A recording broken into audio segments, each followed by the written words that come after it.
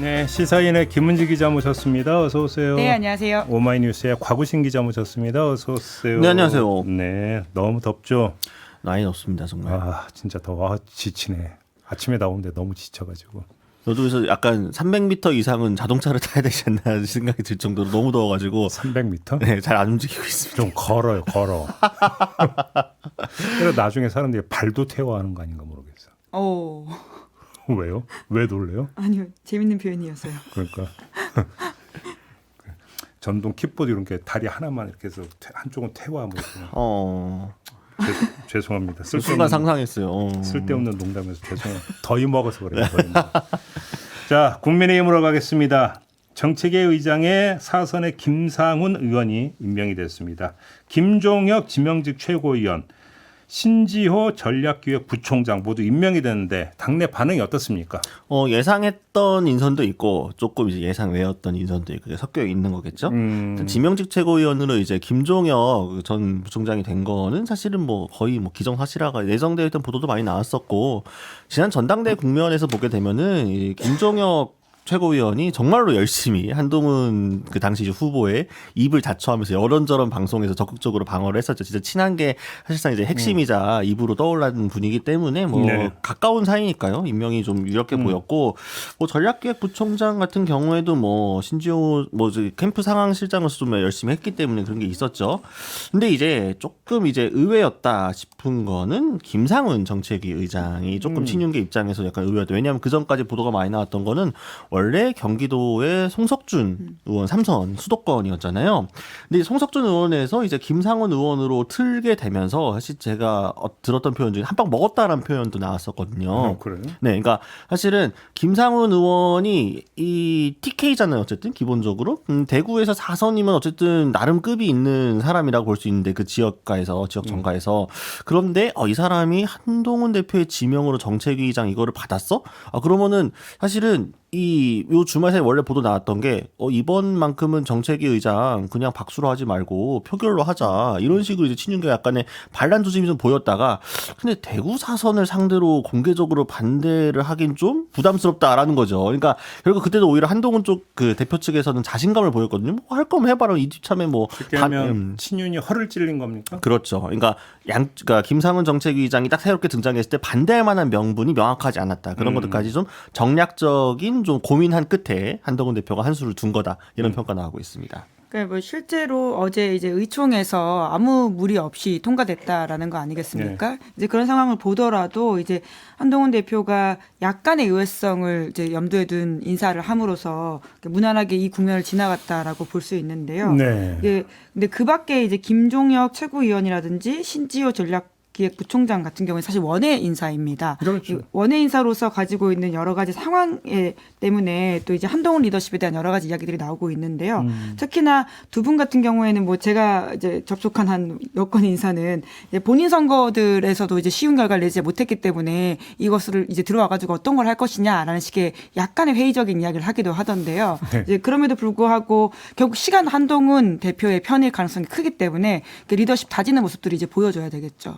근데 원내대표와 정책위 의장 어떻게 호흡이 좋을까요? 어떻게 전망하고 있습니까? 당분간 뭐 바로 뭐가 그 또 균열음이 나오지는 않을 겁니다. 왜냐하면은 김상훈 의원이 막 엄청 막 개파색이 강한 사람도 아니고 또 뭐 두루두루 약간 있는 분이거든요. 그러다 보니까 뭐 또 지금 당장에 정책적으로 뭔가 현안이 있거나 하진 않으니까요. 근데 앞으로 한동훈 대표가 뭔가 적극적으로 김상훈 정책위의장을 통해서 뭔가 한동훈표 정책을 내세우려고 한다. 근데 그게 전통적인 보수 세력이나 아니면 이제 그 추경호 원내대표가 보기 좀 마뜩치 않아 하는 것들이 나오게 되면은 그게 이제 갈등 포인트가 추후에 나올 수 있겠죠. 대표적으로 이제 저희가 이제 예측하는 것 중에 하나는 예를 들면 이제 지금 민생회복지원금 같은 경우에도 뭐 거부권 써가지고 돌아오긴 할 텐데 지난번 의원총회에도 이제 조경태 의원 같은 분들이 이제 좀 반대를 했다라는 거 아닙니까? 반대를 반대한 거죠. 너무 마냥 반대만 할 건 아니다. 만약 근데 민생회복 지원금 같은 거에 대해서 사실은 그 개별적으로 취재를 해보면은 국민의힘 내에서도 약간 조금 기류가 다른 분들이 있거든요. 한동훈 대표가 만약 요거를 정책 의제로 발굴해가지고 새롭게 써보겠다고 했을 때 그럼 추경호 원내대표는 본인 절대 반대인 사안 중에 하나인 건데 이런 것들이 예를 들면은 갈등 포인트가 될 텐데 그럼 의원총회에 못 들어가는 한동훈 대표는 의총장에 들어갈 수 있는 김상훈 정책위의장 그리고 선수도 하나 높죠. 4선의 김상훈 의원을 토대로 뭔가 안에서의 싸움을 붙여볼 수도 있다. 예. 그런데 이제 본질적으로 윤석열 그리고 한동훈 두 사람의 정책 컬러 색깔이 정말 다르냐라고 했을 경우에는 아직까지 좀 그런 걸 알기는 어려운 지점이 있는 것 같습니다. 제가 지금 그 질문 드리려고 예. 했습니다. 몇 개 정치 의제에 대해서 엇갈림이 있지만 정책 부분에서 뭐 다른 목소리가 나오는 게 저는 기억이 없거든요. 네, 그러니까 지금도 이제 딱히 보여준 것들에 있어서는 결국 최상병 특검법 외에서는 그러니까 결국은 미래 권력과 현재 권력의 싸움이라는 지점에서의 권력 다툼이라고 하는 것이 이 두 사람의 어떤 다름의 본질적인 문제였지 실질적으로 어떤 정책적 노선에 있어서 조금 더 중도 확장 뭐 물론 이제 한동훈 대표가 중수청으로 대표되는 것을 하겠다라고 밝혔지만 그 모든 정치인들의 꿈 아닙니까? 심지어 윤석열 대통령도 그런 식의 이야기를 한 바가 있거든요. 그래서 그 외에 정말 정책적 사안에 있어가지고 두 사람의 색깔이 얼마나 다른지에 있어서는 아직까지 별로 드러난 게 없어서 정책위 의장을 두고 갈등을 겪었다라고 하는 것은 정책 노선에 대한 어떤 갈등이 아니라 결국은 권력 다툼이었다라고 하는 게 핵심이라고 본다면요. 아직은 그렇게 두드러지진 않을 것이다. 다만 최상병 특검법에 대한 부분들 특히나 민주당이 전당대회 끝나고 나서 제3자 특검법을 놓고도 고민할 수도 있다라는 식의 보도 물론 이재명 캠프에서는 부인하긴 했습니다마는 대체적인 해석들이 지금 대표가 아니기 때문에 딱 내놓고 말을 하지 못하는 것이다라는 식의 해석이 나오고 있거든요. 네. 아마 갈등은 그 이후부터 있을 수도 있다라고 보입니다. 아무튼 이런 인사의 배경에 예를 들어서 한동훈 대표의 아주 좁은 인재풀 뭐 이런 이야기도 나오고 하던데 그렇게 진단을 하는 게 맞습니까? 그러니까 사실은 한동훈 대표가 인재풀이 크고 넓을 수가 없죠. 태생적으로부터. 일단 원래 정치를 오랫동안 해왔던 사람도 아니고 검사 출신이고요. 네. 또 그렇다고 또 뭐 그 검사 활동도 하고 법무부 장관 하던 그 시절부터 뭔가 진영적으로 뭔가 이렇게 천착해 있던 사람도 아니잖아요. 그러니까 뭐냐면 윤석열 대통령하고 똑같은 건데 윤 대통령도 이제 어떻게 보면은 뭔가 원래는 민주당 진영인가? 이제 다들 그랬었잖아요. 그런데 이제 진영이 바뀌면서 보수 진영으로 넘어오게 되는 과정에서 기존의 자신이 이제 인맥을 쌓았던 그 풀을 쓸만한 게 이제 검사 풀 말고는 없는 거고 그러다 보니까 보수당으로 오게 되면서 그러면은 이 윤석열 정부가 많이 썼던 인재풀이 결국 뭐였냐? 이계. 이 구 이명박계를 다시 이제 끌어들여가지고 거기와 결합해가지고 쓰는 시기였던 거잖아요. 왜? 사람이 없으니까. 한동훈 대표도 마찬가지로 지금 당장 본인이 이제 막 정치 입문해가지고 하려고 할 때, 친한계라고 할 만한 사람들이 막 오랫동안 성장해가지고 쭉 했던 사람들이 아니다 보니까 뭔가 이제 새롭게 좀 검증이 덜 된 사람들 중에서 뭔가 써야 되는 상황이 된 거죠. 그러다 보니까 계속 얘기했던 그 결국 보쌈풀에서 뽑을 것이다 라든가 이제 캠프에 있었던 사람들이라든가 이제 좀 한정돼 있는 곳에서 볼 수 있는 것. 즉, 윤석열 대통령과 한동훈 대표의 이제 나는 똑같은 상황이다. 앞으로도 비슷할 것으로 보입니다. 물론 친한계가 좀 넓어지긴 하겠죠 앞으로. 근데 이렇게 뒤늦게 권력의 기득권이 바뀌었으니까 넘어오는 그 사람들은 또 권력이 또 기울면 또 바뀔 수도 있는 사람들이니까요. 근데 지금 보면 한동훈 대표, 장동혁 수석 최고, 진종호 청년 최고, 김종혁 지명직 최고 이렇게 쭉 보면 정치 경험이 그렇게 많이 누적돼 있는 사람들이 아니거든요. 그렇죠. 지도부를 구성하고 있는 멤버들을 보면 이것이 결국 정치력의 한계가 어느 시점에 가면 이게 이제 노정되는 게 아니냐라는 어떤 전망이 나올 수도 있을 것 같은데 이 점은 어떻게 보십니까? 그러니까 그것에 대해서 새로운 문법이라는 식의 이야기를 많이 하고 있는 것 같습니다. 한동훈 캠프에서는 뉴 웨이브입니까? 예, 그러니까 여의도 문법에 젖지 않는 어떤 타성에 젖지 않은 것들을 하겠다라는 식의 이야기들이기 때문에 오히려 그게 강점이 된다라고 강조를 하고 있거든요. 물론 이제 시간을 두고 봐야 되겠죠. 어떤 식의 여의도 정치를 제대로 정착해낼 수 있을지에 대한 문제인데 그것이 크게 문제되지 않는다라는 생각들을 가지고 있는 것 같고요. 그리고 이제 검사로서의 어떤 지난 삶의 궤적들이 정치인으로서 좀 다르지 않느냐라는 식의 이야기도 그 강적들이라는 TV 프로그램 나와가지고 한동훈 대표가 한 말이 뭐냐면 케바케다라는 식의 이야기를 했거든요. 나는 다르다라는 이야기로 들릴 수밖에 없기 때문에 굉장히 좀 자신감은 있어 보인다라는 생각은 듭니다. 근데 보통 이제 그러니까 역사를 되짚어봐도 보통 이제 왕이 뭔가 새롭게 하고 싶으면은 성골이나 진골 견제하기 위해서 뭐 신진사대부터 육두품 끌어들여갖고 뭔가 하지 않습니까? 근데 그런 것들이 항상 성공하는 거는 좀 보기 어렵고, 그러니까 기본적으로 뭔가 새로운 걸 해보겠다고 해서 젊은 사람이든 뭐 초선이든 뭐 정치 경험이 짧은 사람들이 이제 많이 쓰는 경우들이 있는데 정치 경험이 짧다고 항상 새로운 건 아닙니다. 오히려 정치 경험 짧은 분들이 더 구태적인 거를 이제 반복하는 경우도 있고, 뭐 지난 연판장 사태만 봐도 그렇죠. 과연 이제 그 소위 친한계가 진짜 뭔가 뉴웨이브를 보여줄 건지 아니면 그냥 친윤계 시즌2를 보여줄지는 좀 지켜봐야 되겠죠. 특히나 이제 윤 대통령도 사실 정치 경험이 굉장히 짧은 상태에서 정권을 잡고 지금 국가를 운영하고 있는 상태이지 않습니까? 거기에 대해서 이제 검사 출신 대통령에 대한 비판들이 굉장히 많은데 윤 대통령도 선거 캠프 때부터 시작해서 지금까지도 본인의 때문에 굉장히 선거 성적에 대한 강한 자부심을 가지고 있거든요. 처음으로 도전한 선거에서 대통령이 됐다. 나보다 잘하는 사람 없다라는 식의 이야기를 한다라는 말을 들은 적이 있습니다. 이제 그런데 이제 한동훈 이제 대표 같은 경우에도 굉장히 정치 경험이 짧지만 빨리 많은 것들을 성취하지 않았습니까? 이제 이런 것들이 독이 되지 않게 하기 위해서는 이 경험들을 좀 잘 조율할 필요가 있는데 대통령이 심지어 이제 어제 나온 조선일보 칼럼에 따르면 당선 이후에 어느 자리에서 검사 100명만 데리고 들어가면 나라 바꿀 수 있다 이런 식의 말을 했다라는 폭로가 있었거든요. 그러니까 네. 그런데 그것이 만들어놓은 결과를 지금 우리가 겪고 있지 않습니까? 그러니까 굉장히 좀 본인의 경험 부족이라든지 정치적 부족에 대해서는 강한 자신감을 가지기보다는 좀 성찰도 필요하다라는 생각 듭니다. 알겠습니다. 하나만 더 짚죠. 여의도 연구원장은 어떻게 되는 겁니까? 유임 가능성이 좀 더 높은 것으로 보입니다. 약간 사실 계속 기류가 약간 요동치기는 했는데요. 일단 정점식 전 정책위 의장을 이제 교체를 하게 되면서 일단 급한 불은 껐다라는 평가가 내부적으로 나오고 있고 네. 또 홍영림 원장이 뭐 강성치는 막 이런 것도 아니잖아요. 그러다 보니까 이런 상황에서 마땅한 대안도 없다. 아까도 말씀드린 것 이게 인재풀이 워낙 이제 얕고 좁기 때문에 여의도 연구원장을 맡길 만한 사람도 이제 마땅히 없는 상황이기 때문에 물론 뭐 깜짝으로 뭐 원외 인사 중에 발탁할 가능성이 없지는 않은데 한동훈 대표 측근이라고 불릴 만한 사람들 사이에서도 이 부분은 좀 이견이 있는 것으로 전해졌습니다. 아, 유임시켜야 된다, 갈아야 된다 이렇게. 네. 그래요. 알겠습니다. 근데 지금 한동훈 대표가 이제 그 중진들을 이제 그 잇따라 만나고 있지 않습니까? 근데 아까 이제 장동혁 의원한테 이제 그 질문을 드렸더니 속 깊은 대화를 나누기 위해서 잘게 쪼개서 만나고 있다 이렇게 이야기를 했는데 그냥 그렇게 이해하면 되는 겁니까? 아, 그건 좋은 명분이고 항상 다들 그렇게 얘기를 해오긴 했었죠. 예. 기자의 해석이 들어가는 순간이네요. 네, 그렇죠. 근데 이제 그 예를 들면 이번에 이제 권성동 의원하고 조경태 의원하고 같이 해서 만난 거잖아요. 근데 네. 이제 일단 만약에 한동훈 대표와 권성동 의원을 따로 본다고 했으면 꽤 부담스럽지 않았을까요? 이 전당대 국면에서 나온 이야기들도 있고 한 상황이기 때문에 조경태 의원하고 권성동 의원 둘이 이제 결이 많이 다른 사람이기 때문에 좀 부담이 적었을 것이다. 이제 이런 것도 있고 그러다 보니까 이제 기자들이 막 혹시 민감한 얘기 나왔는지 물어봤는데 이제 백그라운드 브리핑에서 다 좋은 얘기 뭐 좋은 분위기 이렇게 이야기했잖아요. 네. 그 말은 이제 막 안에서 막 알맹이 있는 얘기가 나오진 않았다. 다만 이런 자리들은 특성상 자리를 했다는 것만으로 정치적 메시지가 있기 때문에 어떻게 보면 한동훈 대표 입장에서는 명분도 좋고 각계격파하는 게 부담도 적고 또 이 원내 기반이 좀 약한 상태에서 중진들 어쨌든 어떤 식으로 좀 구워 삶아야 하는 한 대표 입장에서는 지금 형태로 어쨌든 개별적으로 접촉하는 것들이 상당히 좀 뭐 본인 여러 모양새에서 좋을 것이다. 한번 뉴스도 꽤 여러 번 나올 거고요. 중진이 무슨 감자입니까? 구워 삶기. 그 뜨거운 감자 잘못 집으면 이제 확 손 될 수도 있고 하니까 벼르고 있는 분들도 계시고. 네.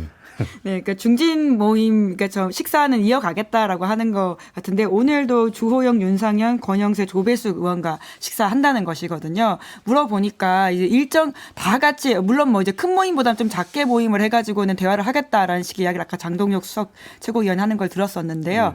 우선은 일정을 국회의원들이랑 빡빡하게 맞추기가 쉽지 않은 것들이 있어서 어제 이제 중진 중에서 먼저 손든 이 조경태 그리고 이제 권성동 의원과 일정을 했고 오늘은 또 나머지 중진들 만난다라고 하더라고요. 그런 식으로 일정을 계속 잡아가는 것 같은데 아까 곽우신 기자 이야기처럼 사실 이제 화기애애했다라고 하는 것이 엄청난 예민한 이야기를 하지 않았다라는 의미로도 이해해야 되지 않겠습니까?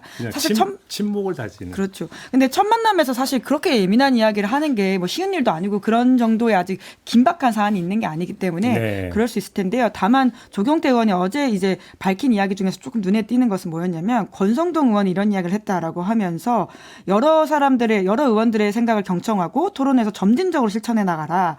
나만 내 생각대로 당을 이끌겠다는 생각을 하지 말아라라는 식의 당부를 했다라고 하는 것은 중진들 말 좀 잘 들어라라는 식의 이야기로 해석할 수밖에 없을 것 같습니다. 여기서 또 사회자의 본분을 망각하고 쓸데없는 질문 두 가지만 드리겠습니다. 첫째 이렇게 이제 식사 정치를 하잖아요. 그러면 밥은 먹긴 먹습니까? 아, 안에서 비공개 때요? 그럼요. 차린 거 다 먹긴 먹고 나오는. 다 먹진 않더라도 먹긴 먹죠. 아, 그래요? 네. 네. 두 번째, 그러면 대표가 사는 거죠.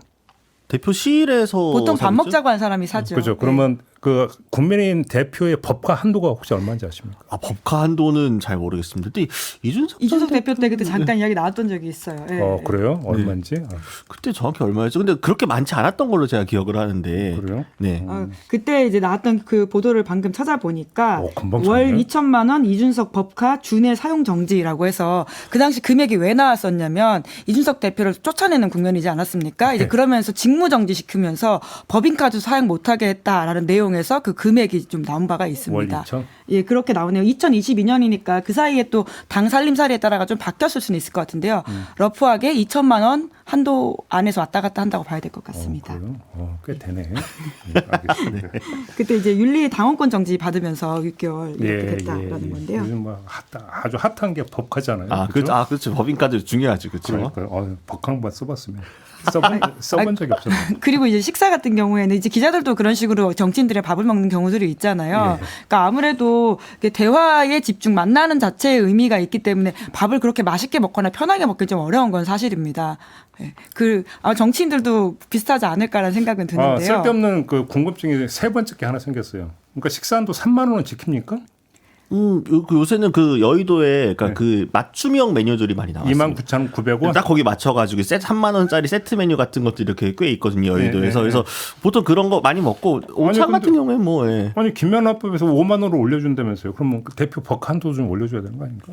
법한도 다른 데 또 많이 쓰시겠죠. 오늘 제가 더 먹었나 쓸데없는 거니까. 예, 알겠습니다. 또 다른 주제로 넘어가기 전에 마지막으로 그 윤석열 대통령과 한동훈 대표의 이제 비공개 회동.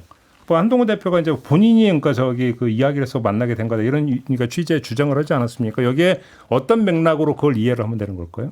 그러니까 이제 한동훈 대표는 본인이 원하는 대로 조금 더 뭐랄까요 컨트롤러를 가지고 이 당의 당직도 좀 임명도 하고 본인 구상대로 좀 꾸미고 싶었던 거고 전통적인 관례에 따라서 용산에 윤허가 필요한 상황이니까 본인이 먼저 이제 가서 이제 이야기를 한 거겠죠. 마치 이제 막 그 중국에 이제 사신 보내가지고 왕 임명 받을 때 좀 이렇게 하는 것처럼 사대주의 하듯이. 근데 그런 식으로 이제 하는데 본인이 먼저 이야기를 해서 만들어진 자리였는데 그 자리에서 나온 사실은 윤 대통령의 메시지가 이게 무슨 말이지? 그래서 한동훈 대표 마음대로 하란 얘기야 아닌 거여 가지고 해석이 다음날 분분했잖아요. 네. 그러자 우리 정진석 비서실장께서 가르마를 타주셨죠. 이건 이렇게 하란 얘기야. 라고 이제 다 물론 개인 의견을 전제로 하겠습니다. 뭐 그렇게 해석하는 기자는 별로 없으니까요. 대통령의 뜻은 이거다라고 해석을 했는데 그렇게 보도가 다수 나왔음에도 불구하고 한동훈 대표는 난 내 맘대로 할 거야 라고 해가지고 밀어붙인 거잖아요. 그리고 이 모든 맥락을 보게 되면 한동훈 대표에 일단 자신감이 엿보이는 거고 아까 말씀하신 것처럼 당정 관계에서 최소한 이게 결판이 난 건 아니지만 첫 수에서는 한동훈 대표가 성공을 했고 득점을 했다. 선제골을 일단 넣고 시작을 하는 거다. 이런 해석들이 많이 있습니다. 그래서 근데 물론 한동훈 대표도 굉장히 민감한 것들은 잘 안 건드리고 있어요. 아까 뭐 여기서 정책적으로 나왔지만 사실은 뭐 한동훈 대표의 기조가 뭐 대단히 뭐 윤석열 정부와 다르냐 그건 아닌 상황이어서 제3자 특권 같은 민감한 얘기 지금 쏙 들어갔잖아요. 그러니까 이 어떻게 보면은 용산이 가장 민감해야 하는 부분 아시나요? 한동훈 대표도 지켜주고 선을 좀 해주고 있는 거죠. 근데 이제 이게 앞으로도 그럴 것이냐 이거 조금 봐야겠죠. 네, 그러니까 결국은 그 윤한 갈등이 여러 차례 이게 뭐 저희가 지난주에 4차례 벌어졌다라는 식의 표현까지 쓴 바가 있는데요. 앞서 윤한 갈등은 그러니까 힘이 상대적으로 대통령한테 실려 있었다라고 한다면 이제 한동훈 대표가 이긴 것이죠. 그리고는 앞으로는 한동훈 대표가 계속 이길 가능성이 크다고 봅니다. 결국 시간은 미래 권력의 편일 수밖에 없고 아까 강우신 기자 지적대로 결국은 한두 명씩 혹은 우르르 이제 몰려가는 당내 세력들이 커질 것이기 때문에요. 그 만나고 나서 정책위 의장을 사실상 이제 바꾼다고 교체하는 모습을 보였기 때문에 네. 이제 한동훈 대표가 힘을 받게 됐다 이렇게 봐야 되겠죠. 알겠습니다. 어제 보니까 정진석 비서실장에 대한 기사가 몇 개 나왔더라고요. 그죠? 근데 그러니까 윤석열 대통령이 정진석 실장의 말은 잘 듣는답니까? 수용을 잘 한대요? 그런 얘기 혹시 없습니까? 가깝다는 얘기는 많이 듣고 있는데요. 아무튼 네. 자리 잘 지키고 계신 거 보면 어쨌든 뭐 크게 뭐 거슬리는 거 없는 거 아니겠습니까? 근데 결국 핵심은 민심을 어떤 식으로 전달하느냐의 문제일 텐데 그렇죠. 가장 큰 민심의 두 가지 윤 대통령의 지금 지지율이 꺾이게 되는 데는 물론 뭐 민생이라는 가장 큰 이슈가 있겠지만 최상병 특검법과 김건희 특검법입니다. 이 두 문제에 있어가지고 비서실장이 제대로 역할을 하느냐가 결국 바로미터이지 그 중간에 뭐 좋은 게 좋은 거자면서 윤활유 역할을 하는 것에 대해서 물론 과거보다 나아졌다고 할 수 있지만 그거를 완전히 좋은 점수 주기에는 좀 아쉽죠. 알겠습니다. 다음 주제로 넘어가죠. 한 딸 이야기가 나오고 있습니다. 그죠? 한 딸. 그분들 굉장히 싫어하시죠. 되게 싫어합니까? 네, 굉장히 싫어하는 표현 중에 하나입니다. 그분들은. 근데 친윤 인사들이 먼저 한 딸이라는 표현 썼잖아요. 그렇죠. 네. 아예간 근데 한 딸이라고 하는 그 단어에 들어가 있는 어떤 그 바라보는 시선 있잖아요. 이런 거에 대해서 그 본인들은 뭐라고 하던가요? 여기서 본인들이 누구를 위드훈이 뭐 그 회원들 이런 사람들. 그분들은 그러니까 본인들이 개딸과 비교되는 것 자체가 이제 자신들에 대한 모욕이라고 받아들이시는 분들이기 때문에 네. 당연히 우리는 다르다. 다르다고 주장하고 계시죠. 그러면 정점식 당시 정책위 의장한테 몰려가서 막 댓글 달고 그래서 비공개로 처리한 거에 대한 뭐라고 하던 거예요? 아, 그게, 그러니까 보면은 그 위둔이 막 이제 기자들이나 언론인분들도 그 팬카페 많이 이제 모니터링도 하시고 하실 텐데 보게 되면은 공식적으로 어떤 뭔가 그런 좌표가 찍히거나 하는 건 아니에요. 그러니까 뭐 위둔이 뭐 관리자라든가 혹은 이제 그 뭐 팬클럽의 이제 회장이라고 할 만한 어떤 그 이제 그 모임에도 이제 소위 지도부라고 할 만한 분들이 있으니까요. 관리자들이 뭔가 좌표를 찍어가지고 정점식 의장 공격하자 이렇게 하는 건 절대 아닙니다. 오히려 그 팬클럽의 공식 입장은 우리는 그런 거 하지 않는다라는 건데 그 팬들이 모여 있는 공간이다 보니까 당연히 자연스럽게 지금 정점식 의장이 이러고 있다 기사 공유하면서 우리 가만히 있으면 안 된다. 그 댓글이나 올라오는 게시글들의 톤을 보게 되면요, 굉장히 표현이 공격적입니다. 이대로 물러서면 안 된다. 공격해야 된다. 뭐 이런 식의 표현돼갖고 뭐 가만히 있을 수 없다라는 등지 이제 실력을 보여줘야 된다. 이런 표현들이 자주 등장을 하고 실제로 이거에 맞춰가지고 이제 사람들이 이제 그 팬클럽들이 자생적으로 움직여가지고 몰려가는 거거든요. 네. 그러다 보니까 이제 이거를 그럼 뭐 관리자가 선을 그었으니까 그러면은 관계가 없는 거냐라고 하기엔 좀 애매하지 않나. 사실은 결국은 그 공간 안에서 일어나는 거, 그 정서를 뭐 이렇게 막 되게 통제하거나 그러면 안 됩니다라고 거리를 두는 것도 아니잖아요.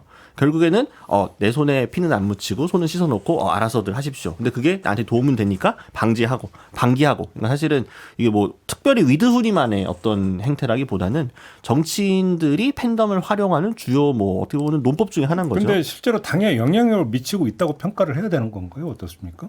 지금은 이제 그러니까 그 소위 이제 친윤계라고 할 수 있는 분들이 많이 압박을 느끼고 있는 건 사실이죠. 그래요? 그러니까 이제 뭐냐면 그 전까지는 한동훈 대표의 팬덤이라는 게 어느 정도 크길까? 실제로 화력이 얼마나 될까? 이게 항상 좀 물음표였거든요. 네. 이런 것들이 이제 전당대회나 이런 걸 기점으로 증명이 되는 거죠. 이 정도 물리력을 행사할 수 있는 집단이구나. 그러니까 전당대회 현장 앞에서 몰려와가지고 이제 막 지지 행사하고 하는 것들도 그렇고, 이번에 이제 투표에서 보여준 것도 그렇고, 그러니까 박정원 의원을 최고위원으로 밀어내는 것까지는 실패했지만, 다만 전반적으로 한동훈 체제를 공고히 만들어주고, 이번에 정점식 의장 같은 경우에도 몰려가가지고 사퇴를 압박하는 것들. 또 그 이후에 사실은 아마 이후에 어떤 친윤계 인사가 뭔가 공격적으로 뭔가 얘기를 하거나 비판적인 얘기를 하게 되면은 역시나 바로 이분들이 가가지고 압력을 행사를 할 겁니다. 문자를 하든 전화를 하든 뭐 아니면 18원을 후원금을 보내든 간에 이게 이미 다 통례적으로 이게 많이 유행하게 된 법칙들이잖아요. 그런 것들을 보여주다 보니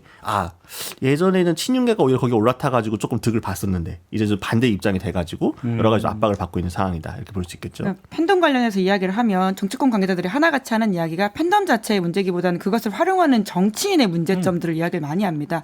팬덤 어디나 있고 오히려 때로는 그 팬덤 부럽기도 하다라는 솔직한 이야기들을 하거든요. 그런데 그 팬덤이 어떤 방향으로 부정적으로 가느냐에 따라서 가는 것은 그 정치인들의 어떤 행태 혹은 묵인하거나 용인하거나 혹은 부추기는 것이 문제다라는 식의 이야기를 많이들 하는데요. 뭐 그런 면에 있어서 여야 모두 사실은 이런 점에서 비판을 계속 받고 있긴 하죠. 그런데 좀 눈에 띄는 한동훈 이제 대표의 전에 없던 보수 정치인의 어떤 팬덤 현상이라고 하는 점에서는 한동훈 대표의 그 메시지가 굉장히 중요하다는 생각이 드는데요. 그런데 좀 의외였던 거는 한동훈 이제 대표가 정정식 전 의장에 대한 페이스북 댓글 소위 테러에 대해서 팩트가 맞는지 모르겠다라는 식의 이야기를 먼저 하지 않았습니까? 그 부분에 있어서는 좀 적절하진 않다라는 생각이 드는데요. 당사자가 그 문제 때문에 그 페이스북 문을 닫기까지 했는데 비공개 처리. 이것에 대해서 이제 팩트가 맞는지 모르겠다라는 식의 이야기를 하기보다는 그런 것 좀 지양해달라는 식의 메시지를 내는 게 훨씬 더 좀 좋지 않았을까라는 생각이 들더라고요. 근데 지금 김은지가 전에 없던 보수 정치인의 팬덤 현상이라고 말씀을 주셨는데 전에 박사모라고 있었잖아요. 그렇죠. 예. 박사모고 그러니까 이게 뭐 차이가 확연하게 이게 드러난다고 봐야 되는 겁니까? 그러니까 아마 시절의 문제라는 생각도 드는데요. 이제 온라인 활약이 훨씬 더 강해졌다라고 하는 지점에서 그리고는 이제 그 사이에 배워왔던 학습 효과, 그 야당의 정치인들을 향한 어떤 팬덤 모습들을 그대로 좀 복사해서 하고 있는 것들도 꽤 있거든요. 팬심의 표출 양식이 좀 박사모 때하고 좀 다르다 이렇게 보시는 겁니다. 특히나 연령대도 뭐 물론 이제 한동훈 이제 대표의 팬덤도 상대적으로 조금 나이가 있으신 분들이라고 듣긴 들었는데요. 그래요? 뭐 그래도 이제 완전히 이제 나이가 많으시니까 박정희 향수를 가지고 있는 만큼의 나이 나이대를 가지고 있는 분들은 아니신 것으로 보여서 중년 이상이시다라는 이야기를 현장에 갔다 온 기자들한테 많이 들었습니다. 어떤 보도를 보니까 또 여성이 많다 이런 보도도 있던데요. 그러니까 그건 아마 좀 확인을 해봐야 될 것 같은데 현장에서는 아무튼 중년 이상의 분들이 굉장히 한동훈 대표에게 환호를 보내는 모습 봤다고 하더라고요. 그 사실은 그 이제 한동훈 대표 현장에 가 이제 전당대회 때도 그렇고 비대위 때도 그렇고 따라간 기자들은 알 겁니다. 현장에서 그러니까 물론 팬덤 현상은 항상 있는 거고 아까 말씀하신 것처럼 이전부터 쭉 있던 거예요. 팬덤 현상 자체가 새로운 거 아닌데 양상이 바뀌었다는 게 일단 구성이 조금 바뀌었다. 아, 확실히 한동훈 대표의 팬덤에는 중장년층 여성이 꽤 많구나라는 거는 저도 그렇고 현장 간 기자들은 꽤 느낄 수 있을 겁니다. 중장년 여성이 꽤 많다. 이건 느껴. 왜냐하면 이제 약간 좀 뭐 연예인 아이돌화 돼가지고 약간 조금 받아들이시는 분들도 있는 것 같아요. 그래서 외모 평가도 하고, 그래서 뭐 잘생겼니, 오늘 패션이 어떠니, 오늘 너무 나이스하니, 뭐 이런 식의 좀 평가들을 한다. 굉장히 약간 아이돌 소비하듯이 하는 그런 거잖아요. 이제 그런 것들도 좀 곁들여져 있고, 또 그러니까 이분들이 많이 댓글을 단 것으로 추정되는 네이버 게시 그 기사에 보게 되면은 댓글 그 이제 통계가 있어요. 누가 어느 세대 어느 성별이 많이 받을 그걸 또 보게 되면은 일반적으로 보통 보수 정당 관련 지지자들이 많이 댓글을 달았을 걸로 추정되는 뉴스와는 조금 다른 양상. 아까 말씀드린 것처럼 중장년층 여성들이 좀 댓글을 많이 달았다는 통계들이 나오고 있고 하긴 합니다. 저도 이제 최근에 한 사람의 팬이 됐잖아요. 누구? 삐약이 신유빈. 댓글 너무너무 다시나요? 이뻐요. 너무너무 이쁘고 귀엽고. 댓글 다시나요? 아직 거기까지는 안 네. 갔는데 어휴 왜 이렇게 귀엽냐.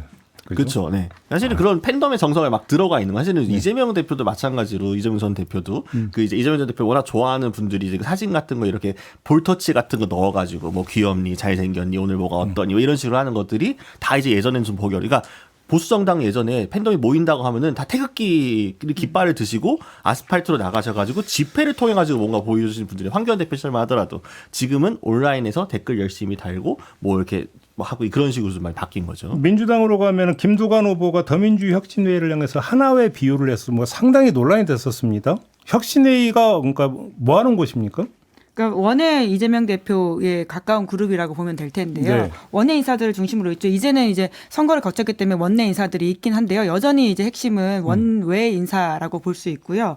우선은 뭐 하나회라고 하는 표현 자체가 적절하다고 보긴 좀 어려울 것 같습니다. 그러니까요. 물론 김두관 이제 후보 같은 경우에는 다양성을 한 측면에서 한 이야기다라는 식의 해명을 하긴 하던데요. 그럼에도 불구하고 당내 인사에 대해서 과거 이제 군사 세력에 비유하는 것은 어떤 표현으로도 좀 잘했다라고 보긴 어려운 것 같은데요. 네. 그와 별건으로 이제 더민주혁신회의가 좀 주목을 받고 있다라고 하는 것은 사실인 것 같은데 다만 이번 선거를 통해서 더민주혁신회의의 파워가 어느 정도 좀 가는될 거다라는 말들이 정치권 관계자들한테 꽤 있었거든요. 네. 특히나 광주시당 위원장 같은 경우에는 원내 인사가 붙었는데 원내 인사가 이제 더민주혁신회의의 상임 대표를 했던 강의연이라는 정치인입니다.